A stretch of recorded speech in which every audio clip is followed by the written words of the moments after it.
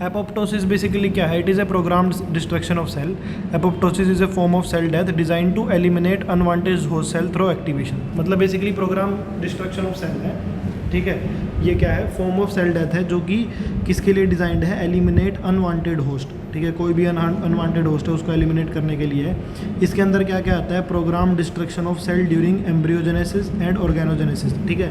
मतलब cell programme destruction करना है सेल का ड्यूरिंग एम्ब्रियोजेनेसिस और ऑर्गेनोजेनेसिस.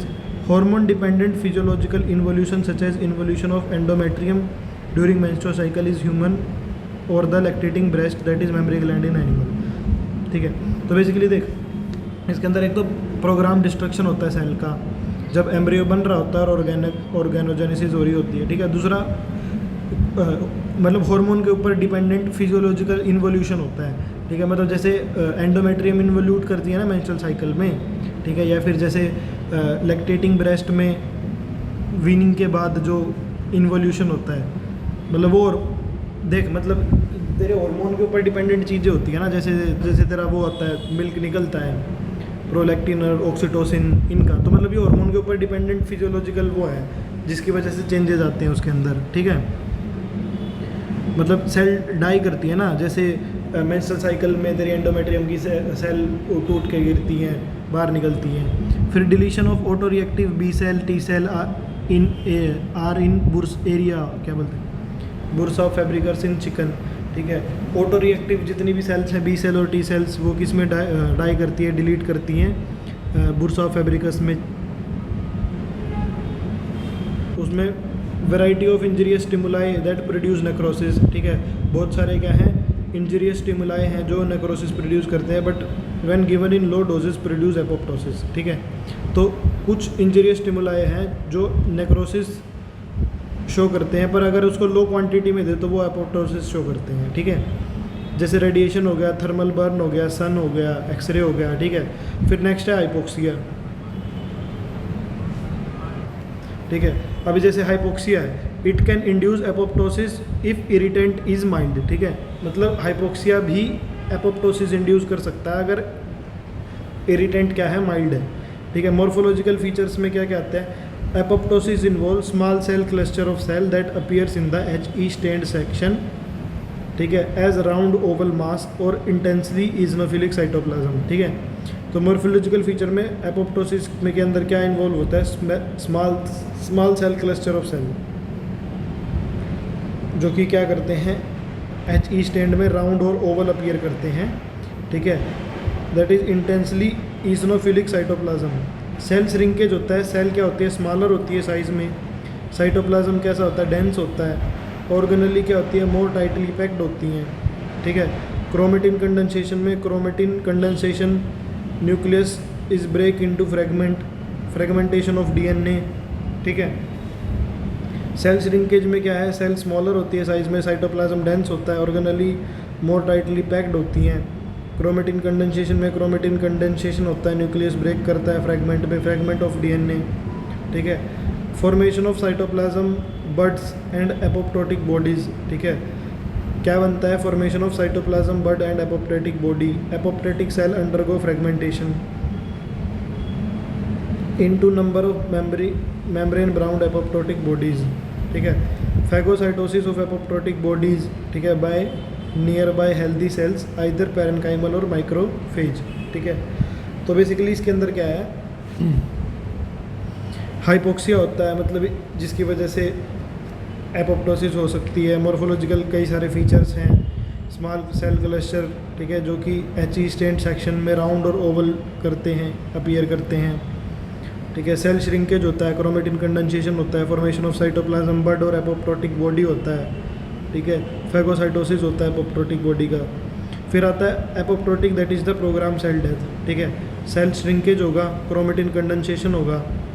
मतलब देख, नॉर्मल सेल है, उसके अंदर सेल श्रिंकेज हुआ, क्रोमेटिन कंडेंसेशन हुआ, मेम्ब्रेन ब्लीडिंग हुई, ठीक है, न्यूक्लियस कोलैप्स किया, कंटिन्यूड ब्लीडिंग हुई, एपोप्टोटिक बॉडी फॉर्म करी, ठीक है. Then lysis of apoptotic body हो गया, ठीक है.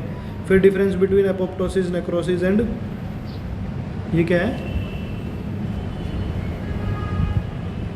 PM autolysis. हाँ, तो देख, एपोप्टोसिस बेसिकली कंट्रोल्ड और प्रोग्राम्ड सेल डेथ है, नेक्रोसिस अनकंट्रोल्ड डेथ है, पीएम ऑटोलिसिस पीएम चेंजेस क्या है, डेथ ऑफ ऑर्गेनिज्म है, मतलब ऑर्गेनिज्म ही मर जाएगा।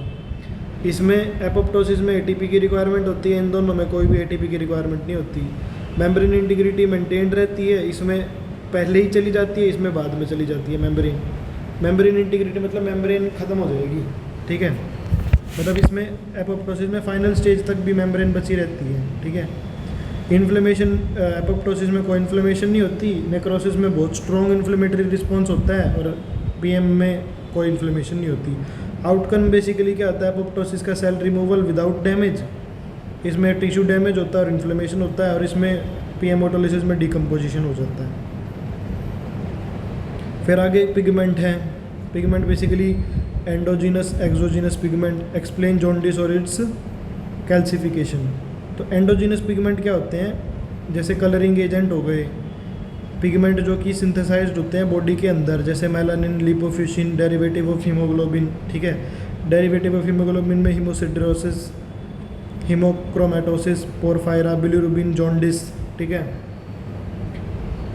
Melanin, lipofuscin and derivative of haemoglobin. Exogenous में क्या होते हैं, मतलब एंडोजीनस जो बॉडी के अंदर सिंथेसाइज करे, ठीक है, और एक्सोजीनस क्या होते हैं, various colouring agent which enter the body from outside termed as exogenous pigment, ठीक है। इसमें क्या होते हैं, pneumoconiosis, anthracosis, silicosis, siderosis, plumbism, argyriosis, tattooing, asbestosis, chalicosis, lipochromatosis, byssinosis, मतलब ये सारे क्या हैं, एक्सोजीनस कलरिंग एजेंट हैं ये, ठीक है, जो बॉडी के अंदर एंटर करते हैं बाहर से, और इनको एक्सोजीनस पिगमेंट भी बोलते हैं, ठीक है। फिर अपना है jaundice. Jaundice basically condition in which visible, मतलब विजिबल जो म्यूकस मेम्ब्रेन है वो येलो हो जाए, मतलब जो अपने को मेम्ब्रेन दिखती है वो येलो हो जाए, ठीक है, due to presence of excess haemobilirubin in blood serum is called as jaundice, ठीक है। जब ब्लड के अंदर बिलिरुबिन बढ़ जाए, हीमोबिलिरुबिन बढ़ जाए, उसको जॉन्डिस बोलते हैं, और येलो हो जाए हमारा म्यूकस।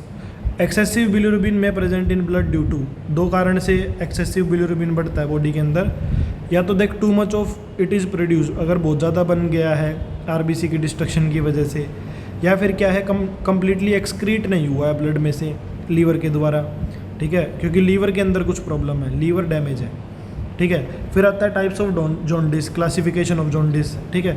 एक तो होता है हिमोलाइटिक जॉन्डिस, जिसको प्री हिपैटिक जॉन्डिस भी बोलते हैं, एक टॉक्सिक जॉन्डिस दैट इज़ इंट्राहिपैटिक, एक obstructive jaundice that is the post hepatic, ठीक है। हिमोलाइटिक में क्या आता है हमारा, जब बहुत ज़्यादा हिमोलाइसिस हो जाए, क्या हो जाए, एक्सेस हिमोलाइसिस हो जाए आरबीसी का, मतलब बहुत ज़्यादा आरबीसी टूट जाए, ठीक है।